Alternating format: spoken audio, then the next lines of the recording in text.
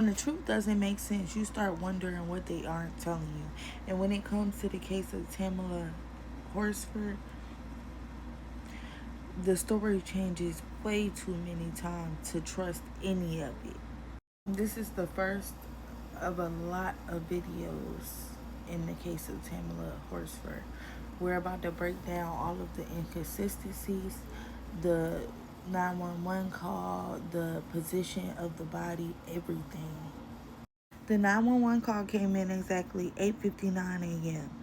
But the people in the house were up at least 7 a.m., some of them up earlier. That means that Tamla Horsford's body lay face down in the yard for approximately 2 hours before anybody noticed that she wasn't even around.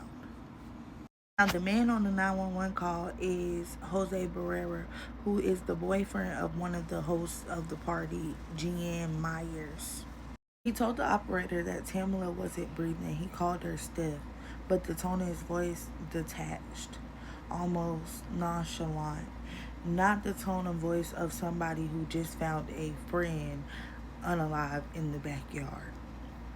He also stated, and I quote, "It looks like she may have fallen, but I don't know if she was pushed." Wait, wait, wait a minute. What? Why even say that unless that thought was already out in the room? The house had motion sensors and a security system. It should have showed Tamala walking outside. It should have showed something. However, the footage conveniently deleted. Nobody knows how and nobody admits why. Remember this, Jose Barrera, the man on the call, he wasn't just a regular guy. He worked in pretrial services for Forsyth County, meaning he had direct access to criminal records and case records. Now get this, y'all. He used that access to look up information regarding Tamala's case.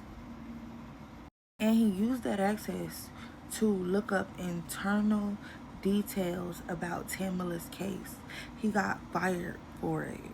Now ask yourself, what was he trying to find? Matter of fact, better yet, y'all, ask, what was he trying to get rid of? And Jeanne Myers, the woman who threw the party, Jose's girlfriend, she worked for the county court system too in Forsyth County. So therefore, the first people handling Tamala's death and case knew each other. The official report says that Tamala fell 14 feet from a second-story balcony, but when you look at her autopsy, you're not just seeing a fall. You're seeing a struggle. Tamala had a laceration to her heart, blunt force trauma to her head, cuts and bruises on her arms, legs, and face, fractured neck, a dislocated wrist, and get this, a compressed spine. But they still ruled it an accident. Here's what a private pathologist said: these injuries are not consistent with a 14-foot fall. And he's absolutely correct, and here's why. If she would have fell forward from that balcony, she would have braced herself for the fall. She would have had scraped hands, defensive wounds. It would have suggested that she actually fell. But Tamala, her arms were placed perfectly at her side.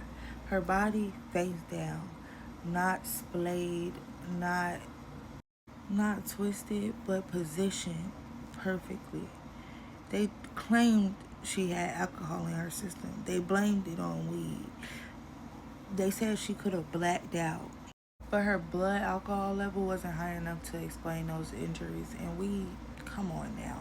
The narrative they spun was literally used to shift blame onto her. Like she was clumsy, like she was reckless, like she just fell. And it worked for a while until the facts started to crack through the silence, you guys. There were 10 adults in the house that night, all with their own versions of what happened. None of them all made sense. Stories changed, people lawyered up.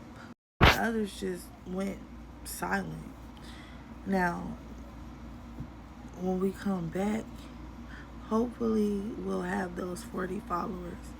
And if we don't, I'll post when we get there, you guys.